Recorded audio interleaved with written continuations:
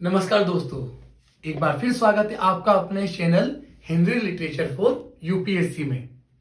तो आज का जो क्रम है वो है लेक्चर 3 प्रेमचंद की सर्वश्रेष्ठ 16 कहानियां।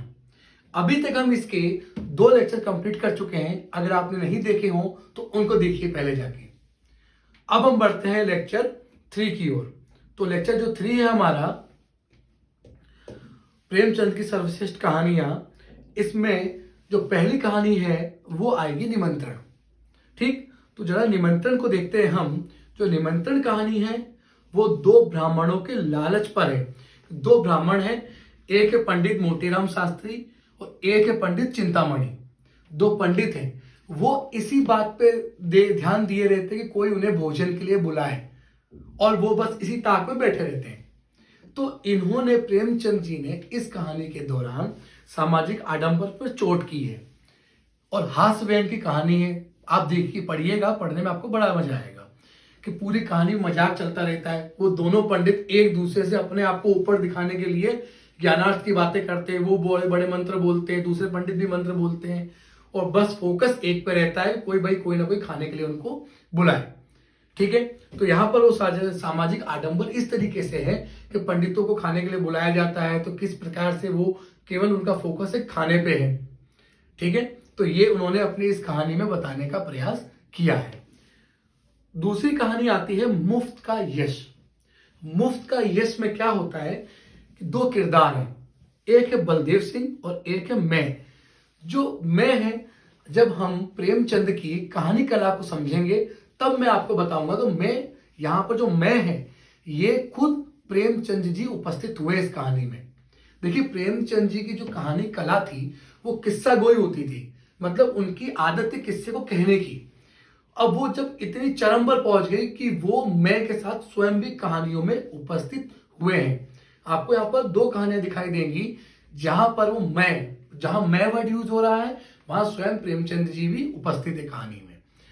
तो देखिए एक बार, बलदेव सिंह और मैं। क्या होता है कि एक बार बलदेव सिंह वहां कलेक्टर साहब से काम के लिए मैं से बोलते हैं। मैं एक किरदार है, फिर समझिएगा, मैं क्या है, एक किरदार है। तो वो मैं से किसी काम के लिए बोलते कि आप कलेक्टर साहब से बोल देना कि मेरा ऐसा काम हो जाए। और बाई चांस होता क्या है कि काम हो भी जाता है बिना मैं के किए। परंतु बलदेव सिंह को क्या लगता है कि ये काम मैं की वजह से हुआ है, और मैं जो है वो बलदेव सिंह को बताता भी नहीं है कि मैंने काम किया भी है कि नहीं किया है। तो वो बहुत धन्यवाद करता है मैं का। तो ये तरीका क्या है, कुछ किए बिना वाहवाही लूटना। तो आपको समझ में भी आ रहा होगा मुफ्त का यश, जो शीर्षक भी यही है कि कुछ किए बिना उनको वाहवाही मिल रही थी। ठीक, इसके बाद हम जो कहानी देखते हैं वो है रानी सारंधा। रानी सारंधा जो है, इसमें क्या है कि मुख्य पात्र भी रानी सारंधा है। रानी सारंधा के पति जो है वो है चंपत राय। इनके भाई है अनिरुद्ध सिंह। ठीक है, और 2 ये हैं, मुख्य है रानी सारंधा और गौण पात्र हैं चंपत राय उनके पति और अनिरुद्ध सिंह। तो होता क्या है, इसमें राजपूतों की वीरता को दिखाया गया है, उनका गुणगान किया गया है। और होता क्या है कि वो एक वीर नारी के तौर पे दिखाई गई है रानी सारंधा। वो अपने पति और भाई को धिक्कारती हैं कि जब मुगलों के आगे झुक जाते हैं तो अंत में क्या होता है कि वो अपने पति से बात डिस्कस करके उनकी आज्ञा को मानते हुए उनको भी मार देती है, फिर अपने आप को खत्म कर लेती है रानी, और यहीं पर कहानी समाप्त हो जाती है। ठीक है, तो यहां पर इस कहानी में नारी वीरता को दिखाया है प्रेमचंद जी ने।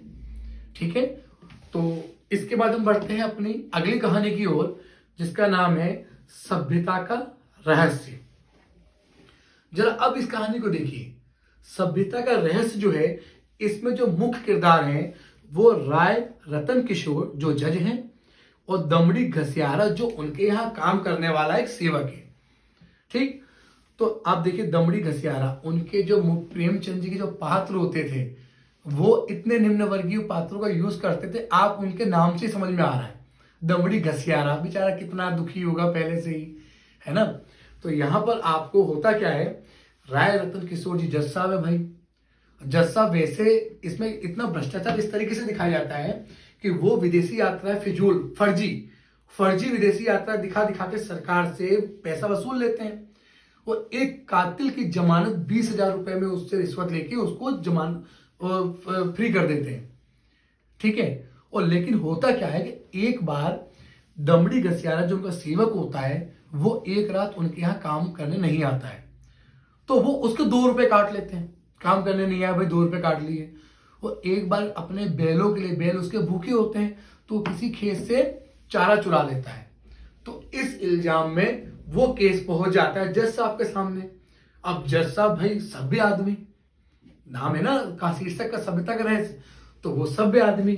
अब वो क्या करते हैं ताकि लोगों के सामने ये मैसेज जाए कि भाई देखिए जज साहब अपने को भी नहीं छोड़ते हैं, तो जज साहब उसको केवल चारा चुराने के जुर्म में 6 महीने की कैद की सजा सुनाते हैं, ताकि लोगों के सामने एक एग्जाम्पल सेट हो जाए कि भाई देखिए जज साहब हैं, जज साहब ने अपने सेवक को भी नहीं छोड़ा और 6 महीने की सजा सुना दी। तो ये जो है गरीबी जो है वो दमड़ी घसियारा की दिखाई जा रही है। तो गरीब व्यक्ति है, देखिए जज क्या काम करता है, जज एक कातिल को छोड़ने के लिए 20,000 रुपए की रिश्वत ले सकते हैं, परंतु उस गरीब व्यक्ति के 2 रुपए को भी उनको काटने में तनिक भी संकोच नहीं आया।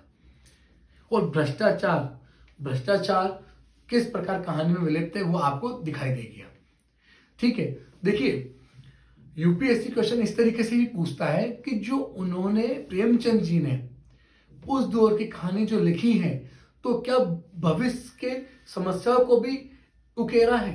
तो देखिए अगर हम बात करते हैं नारी समस्या क्या आज मौजूद नहीं है, क्या वृद्ध समस्या क्या आज मौजूद नहीं है, क्या भ्रष्टाचार आज मौजूद नहीं है, हर चीज मौजूद है। तो जो उस समय मौजूद थी यही भविष्य के विमर्श भी है या भविष्य की चिंताएं भी हैं, ठीक है। तो आपको ये भी देखना है, आपको करंट से भी थोड़ा लिंक करके चलना पड़ेगा, ठीक है। अब चलते थोड़ा अगली कहानी की ओर। अगली कहानी है गिला। जो गिला कहानी है ये थोड़ा इन्होंने इस कहानी में, प्रेमचंद जी ने इस कहानी में प्रयोग करने का प्रयास किया है। ये क्या होता है, एक ये बस पति पत्नी की कहानी है। पत्नी बस भाव और मतलब आप समझिए भाव और विचारों का एक प्रवाह दिखाई देगा आपको कहानी में, केवल कि पत्नी बस अपने पति के बारे में सोचती रहती है, दोनों में नहीं बनती है और वो बनती नहीं, और इस सीमा पर भी है दोनों कि अब दोनों अलग भी नहीं हो सकते। कि हो जाता ना इंसान एक साथ रहते रहते ये चीजें हो जाती दोनों के दिमाग में कि भाई अब अगर हम इनको छोड़े कहाँ जाए, इतने साल सब एक साथ रह रहे हैं। तो वो विचारों को दिखाया गया यहाँ पर कि पत्नी के किस प्रकार से विचार आते हैं मन में, परंतु चाह कर भी अलग उनसे नहीं हो सकती। तो ये भाव प्रधान कहानी है। यहाँ पर इन्होंने केवल उसके भाव प्रवाह कहानी को बनाया है प्रेमचंद जी ने, ठीक है। तो ये प्रेमचंद जी एक नया प्रयोग हम कह सकते हैं, और इसमें नारी मनोविज्ञान को अच्छे तरीके से दिखाया है कि नारी किस प्रकार से सोचती है। तो नारी मनोविज्ञान की भी कहानी है, ठीक है। और एक बात और देखिएगा, प्रेमचंद जी मनोविज्ञान का कितने सुंदर तरीके से कहानियों में यूज करते थे। जब आप अपनी उनकी सारी कहानियां पढ़ेंगे तो आपको समझ में आएगा अच्छे तरीके से, ठीक है। तो थैंक्स फॉर वॉचिंग। लास्ट में आपसे मैं यही बोलना चाहूंगा, अगर आपको मेरा वीडियो अच्छा लगा हो तो लाइक करें, शेयर करें और चैनल को सब्सक्राइब जरूर करें, ठीक है। तब तक के लिए जय हिंद, जय भारत।